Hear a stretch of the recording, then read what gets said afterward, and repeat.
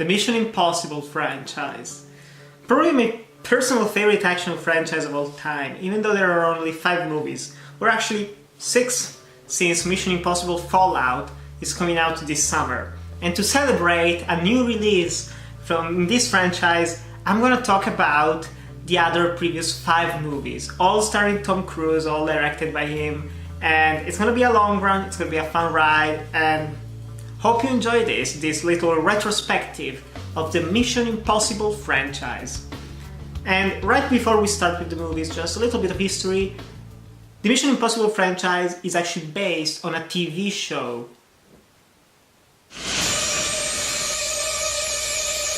The TV show lasted for 6 seasons from 1966 to 1973, and it was followed by a short-lived revival which lasted just a couple of seasons. And yeah, some people liked it, some people actually watched it. My mother, for example, she watched it when she was young, which was weird, I didn't know that until recently.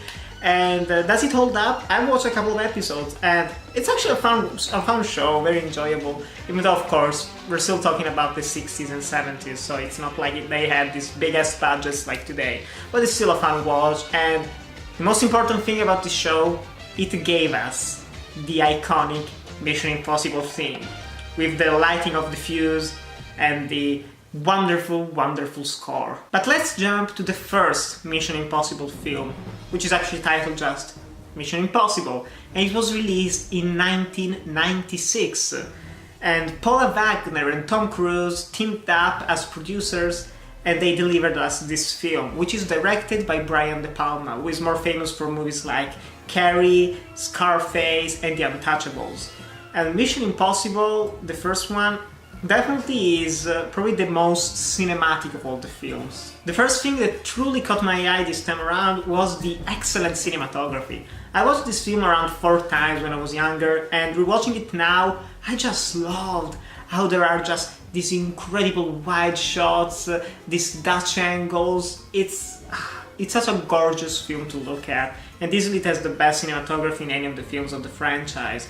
And also being directed by Brian De Palma, the entire first half of the film, it's a wonderfully constructed thriller with some truly intense sequences. The first part of the film, when everyone is getting killed in the theme of Ethan Hunt, played by Tom Cruise, absolutely great. And there are plenty of iconic moments in the film, with the more memorable one being easily Tom Cruise being rappelled down to steal the CIA disc from the headquarters. Not only is it a wonderful heist scene, but the use of sound, the use of focus, it's wonderfully constructed. But then, this film is not without its faults, and having seen this 4 times, I know what's going on in the film. But the first time around that you actually watch it, it's undeniable that it is a very convoluted plot, with twists and turns. It starts out with the IMF team being killed off one by one in brutal fashion, for a PG-13 film at least. And then it goes on with these uses of masks, dream sequences, reveals, twists and turns that just may be too much when you first watch the film. And Roger Ebert himself said that the film was convoluted and he did not like it. So it's understandable if someone doesn't really enjoy this first one only for its plot. But there are so many iconic moments, it's just hold up so well, and Tom Cruise is absolutely wonderful. In the first half, he's panicking all the time. You can see on his face, he's always twitching and like jerking around. What is happening? I don't know, I'm scared, this is true, this is real, this is fake, what's happening? It's a great performance by him, probably one of the best performances in the series. And then, once he gets the situation under control, once we're introduced even to Luther Stickle, played by Ving Rhames, we get the sweet-ass action in the film, the excellent heist, and the wonderful climax on the train. For the sequel, Tom Cruise wanted to rehire Brian De Palma, but he was not available, unfortunately. So, they landed on another director, John Woo. And guys, it's time to get serious with the franchise. Imagine, in the year 2000, you've watched on VHS the first Mission Impossible film, probably like 10 times, you love it, it's one of your favorite movies of all time, and then you go, you know what? I can't wait to check out the sequel. Who is John Woo? I've never heard of him. I've never seen any of his movies. But let's just go into it. It's definitely going to be just like the first one. And in the first one, this is the best sequence.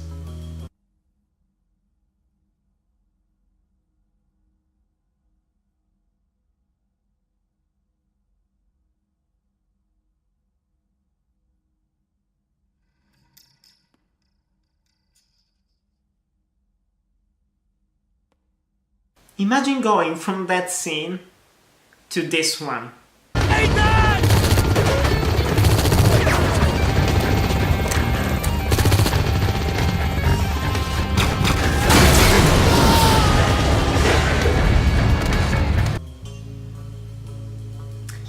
Yeah, it might be a bit jarring, but that's the beauty of Woo, baby. And I had never seen this film. This was the only film in the franchise which I hadn't seen before this retrospective, but I absolutely loved it.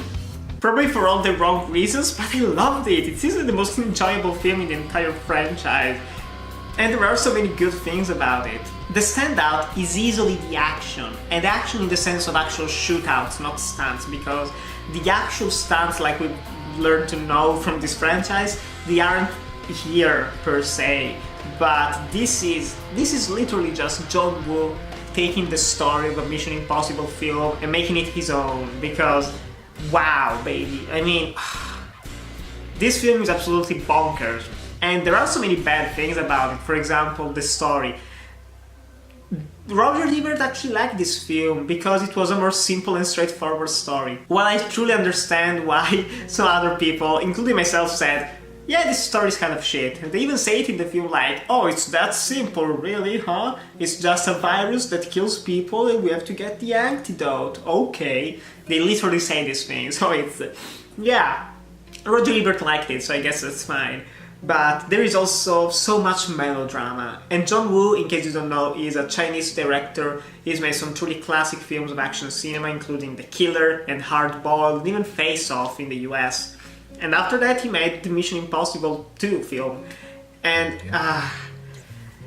I wish that this film was actually R-rated, because it's just so sad seeing bad guys fall over without the classic blood splatter that John Woo has in his films, but it still works well, and it's incredible how much effort is put in the action scenes, with the slow motion, with the choreography, the stunts. I love it, and how can you not love, like when the final 25 minutes of the film, which start on Bear Island, they are great. I love those scenes. I absolutely love them. See Tom Cruise on the motorbike, just sliding around and shooting the fuel tank of the car and it explodes. This has the best action in any of the film. Action in sense of shootouts. It's wonderful, wonderful, wonderful. But the story is pure shit, with some strongly misogynistic dialogue, which is very uncomfortable to watch nowadays. No. She's got no training for this kind of thing. But to go to bed with a man and lie to him, she's a woman. She's got all the training she needs. Suppose she is some sort of Trojan horse sent in by IMF to spy on us. Why should I deny myself the pleasure of a ride or two? Yeah, they said that. And oof. Yeah, other times, 2000, other times, with slow motion, trench coats, other times.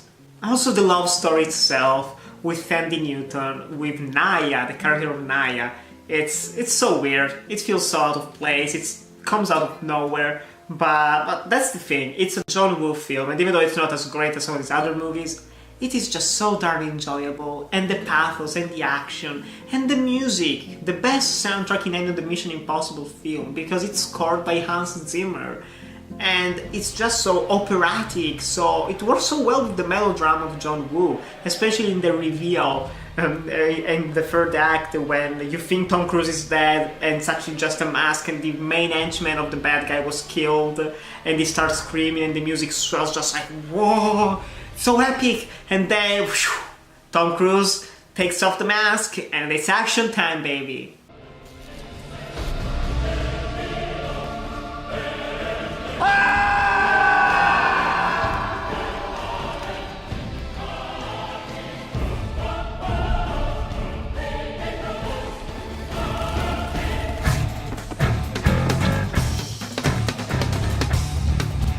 mean, how can you not love this shit? Well, apparently a lot of people don't love it, but still, I thoroughly enjoy it. But it's time to leave Mission Impossible 2 and its coolness and get back to actually being a little bit more serious, even though without losing the fun. And after being calm from the year 2000, with Mission Impossible 2 and incredibly cheesy and fun action scenes, we start Mission Impossible 3 in 2006, which is directed by J.J. Abrams, and we get this opening scene.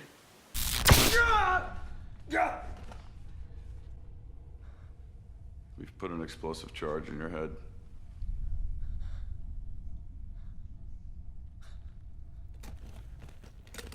Does that sound familiar?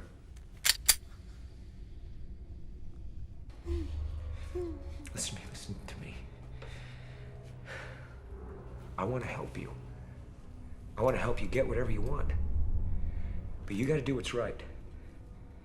What you know is right.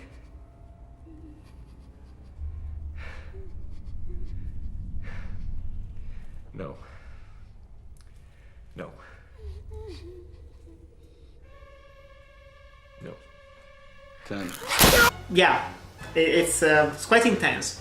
We've gone from the thrilling first film to the action-packed second one to this just truly disturbing opening scene, and it's just a cold open, which is very similar to J.J. Abrams' TV show Alias, and that's why Tom Cruise actually chose Abrams for this film, for his directorial debut even, because he saw Alias and he was like, that's good, we should get this guy for our new Mission Impossible film, and it works.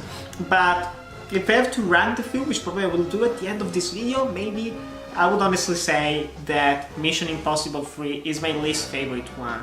And I'd only watched it once when it came out, and I really loved it back then, even though I remembered only a couple of things through the years. But rewatching it almost 12 years later, one thing truly stood out to me. This film has pretty much terrible cinematography. And every film of the Mission Impossible franchise, or at least of the first trilogy, it's very much a product of its own year, because 96, with these complex action thrillers and directed by Brian De Palma, you get a certain specific type of action. In the year 2000 we had The Matrix the year before, and so a lot of slow motion, a lot of trench coats, a lot of sunglasses and explosions. And then the Bourne franchise completely revolutionized action cinema for better and worse. Worse because a lot of people started to think, oh wow, if you shoot everything with shaky cam, people are gonna love it. So, Mission Impossible 3 has great stunts. It has even, let's say, well choreographed action. But god damn, this freaking shaky cam throughout the entire film. And close-up, it's a constant close-up fest with close-ups of moving cameras, shaking like, whoa, what's happening? I don't know. It isn't even shaking stabilizers or whatever. But it's so bad. I know why people still love this film, but it was so hard to follow. Which is unfortunate, because there are some truly spectacular things, and the standouts are the performances. Even though we have this newer team, which still has Ving Rhames, who's been in every movie so far, we get Jonathan Rhys-Meyers and Maggie Q. They're just throwaway character. What is their point in this film? They barely do anything of interest. They even try to tackle a couple of small dialogue scenes between just the two of them, and you really don't care. And since they don't even come back in the future films, you just go, whatever. But there is a new character who's introduced, a new love interest, actually a wife. And it's not Thandie Newton, because she couldn't make it. They were like, hey Thandie, you want to come back for Mission Impossible 3? Like, no, I'm working on other movies, you know, more Oscar-winning movies like Crash. So they got Maggie, you know, whatever, Michelle Monaghan. And she's okay, it's like a simple love story. There are some very interesting moments of dialogue between the two of them that gives you a sense of history behind them, but she doesn't really have any sort of characteristics to her, which is unfortunate. But Tom Cruise gives the best performance in any of the Mission Impossible movies here. From the opening scene, if you watched it, it's is committed physically and psychologically to this role, and he gives it his all, and it's absolutely a blast to watch. And it's also thanks to a great villainous performance by Philip Seymour Hoffman. Even though the villain itself is not all that great, Hoffman, who sadly passed away a couple of years ago, and still pains me to watching movies knowing that he's dead, but he is so great in this film. He has very few scenes, he has very few moments to actually shine, but when he gets the chance to do that, he is just gorgeous, excellent performance. Every scene between him and Tom Cruise, be it on the plane, on the bridge, and when he's being tortured, it's wonderful. Some of the best moments in Mission Impossible history. Because you know what I'm gonna do next? I'm gonna find her. Whoever she is, I'm gonna find her and I'm gonna hurt her.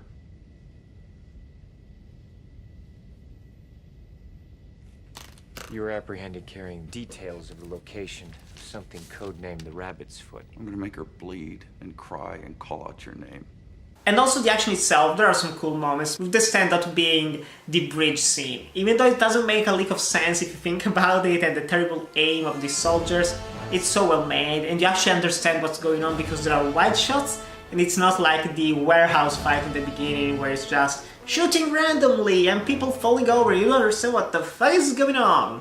But still, I really enjoy this film, even though it's not as good as the previous two films. Or some might say it's actually miles better than the second one, but whatever, I don't care, this is my opinion. If you disagree, you can write in the comments and complain, I don't care. But still, this was, for a number of years, the end of the franchise. And then, out of nowhere pretty much, we got Mission Impossible Ghost Protocol. With Ghost Protocol in 2011, the Mission Impossible franchise finally found its footings. It is not about tense thriller stories or conspiracies, it is not about insane shootouts a la John Woo, it is not about melodrama or even drama. Mission Impossible is about having fun. It's about stunts, it's about action, and it's about entertainment, pure popcorn cinema. And Brad Bird, was also his first live-action feature film after a lot of great animated movies for Pixar, is great. He does a fantastic job. Ghost Protocol is probably the best Mission Impossible film ever, even though it's a strong contender with Rogue Nation, which we'll talk about in a little bit. But Ghost Protocol understands exactly what it is. After a kind of wonky opening scene that isn't really all that needed, honestly, could have just put later on in the film like it actually is, but whatever. We get this jailbreak scene from a Serbian prison, I think, and it's so fun. With the music, with Ain't That a Kick in the Head, with Dean Martin, and Simon Pegg finally having a stronger role after a relatively small role in the third film. He's finally part of the main team of IMF in this fourth film, and is a joy to watch, a great addition. And the team itself that is formed in this film is probably the best one in any of these films, because you got, of course, Tom Cruise, who's having the time of his life performing dangerous stunts. You get Paula Patton, who's unfortunately not in the later two films, but she's a very interesting character with actually a little bit of depth and backstory that isn't forced down our throat. It's actually coherent and organically put into the story, which was great. I really love that thing. And Simon Pegg, as we've said, was hilarious in this film, great comic relief, but also Jeremy Renner. And Jeremy Renner, boy, I feel so bad for him. He really wants to be in a billion-dollar blockbuster as the lead, but he failed with the Bourne whatever film, the fourth one that was released. He failed in the Avengers franchise, he just failing everywhere, and he also failed in the Mission Impossible films. And this character was made just in case Tom Cruise said, you know what, I don't want to do Mission Impossible films no more.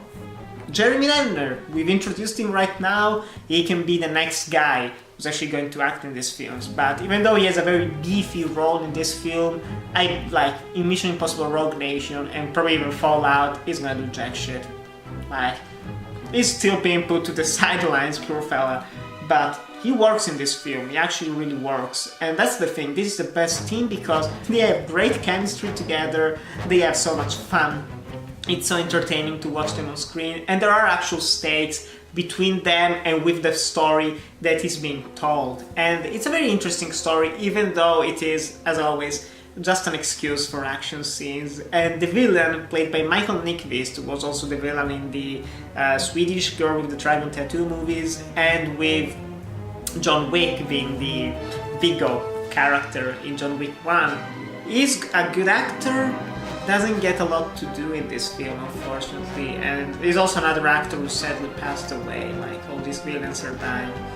Which is sad, but still, yeah, he's a good actor.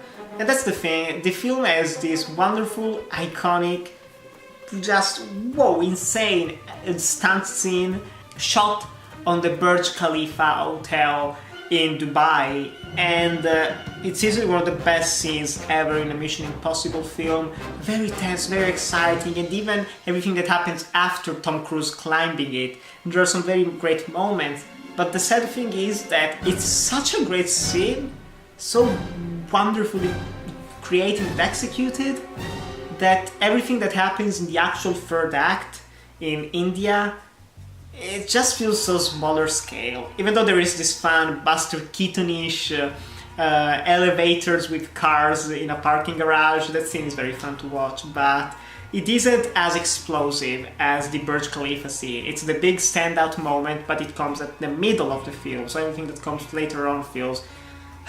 you feel a bit tired, I'm not gonna lie. But it's still such a fun film to watch, probably even the most rewatchable in this entire franchise.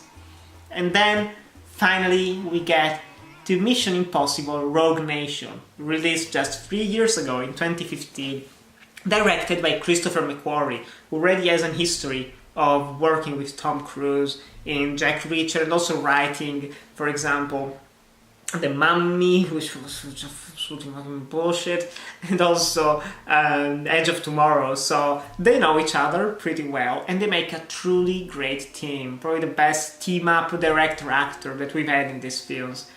And like I've said, in the first film the main problem was they had this big set piece right in the middle. In Rogue Nation they understood that, and they put the exciting set piece of Tom Cruise trapped on a plane right in the opening scene.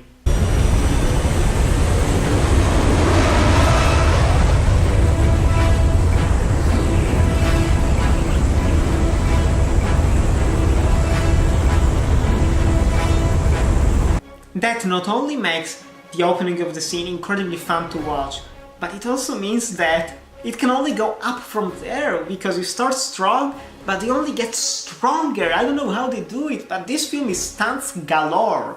Like, every scene is a wonderful stunt, and it's incredible to watch. This is the second best film in terms of action scenes, with the fight scene in the Vienna Theater Hall, which is great, with great use of music as well. You have him underwater actually having to hold his breath for 6 minutes, which is insane, and it looks great in the film as well. You have a wonderful car chase, you have an exciting finale in London. It's a truly great action extravaganza.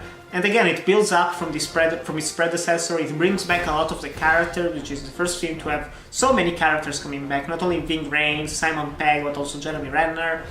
And introducing Alec Baldwin and this new bad guy played by Sean Harris, who, again, is the only true negative of this film. He's kind of a meh bad guy. But the greatest addition is Rebecca Ferguson. Rebecca Ferguson, who was fantastic in the TV show The White Queen. Tom Cruise watched that and said, you know what? I want her in my new Mission Impossible film. And since the producer, he just snaps his fingers and gets what he wants. And Rebecca Ferguson is fantastic. She has a lot of physicality, great presence, and she isn't a throwaway character like... not Maggie Gyllenhaal, why do I call her Maggie Gyllenhaal?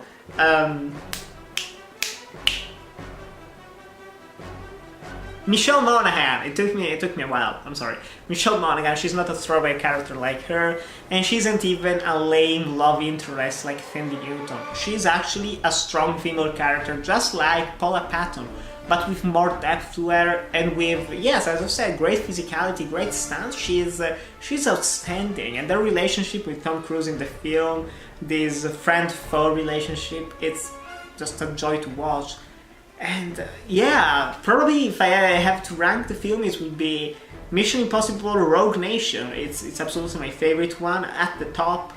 Then Mission Impossible Ghost Protocol, which is also very fun to watch. Mission Impossible 1, which is the most intense one out of all of them. Mission Impossible 2, which is a blast to watch. And then sadly, Mission Impossible 3, which I hope they would actually love rewatching it, but I sadly didn't, even though it's a strong 3.5-star movie. But the other ones are all around 4.5 and 4. No one's still a 5 out of 5. Still, not yet. But now we're getting Mission Impossible 6. And it looks incredible, it looks stunning. I want to stop watching the trailers, but I just can't. It's gonna have great stunts, Tom Cruise breaking his foot and whatever, flying an actual helicopter, having to climb this rope over hundreds and hundreds of meters from land. It's gonna be a bonkers film, and it's also going to be the first ever Mission Impossible film directed for the second time by another director. I mean, it's the second time that Christopher McQuarrie is directing a Mission Impossible film, which is exciting, and pretty much the entire cast from Rogue Nation and even from the previous films is coming back. So it's going to be a fun watch. It's going to be a fun watch. So also introducing Angelica Houston and Henry Cavill as the villain. I'm in. And yes, the review is gonna probably come up very late this year, because not only is this coming out later in Italy, but it's coming out at the end of August, and I will be at the Venice Film Festival, so I won't be watching it in time. So I expect a review in September, when only just 10 people are gonna probably watch it. But whatever, it's gonna be fun. It's gonna be fun. So guys, I absolutely love the Mission Impossible franchise. Not only because of the action, but because of the fun, the excitement, the variety given by so many different directors. Those are movies that I always enjoy to just put in and watch when I'm feeling lonely and sad and depressed after exams. So guys, honestly, I'm very curious to hear what you think of each and every one of those Mission Impossible films. I want to read your rankings, which are probably gonna have Mission Impossible 2 at the bottom, but I don't care. I'm gonna defend that film with my life.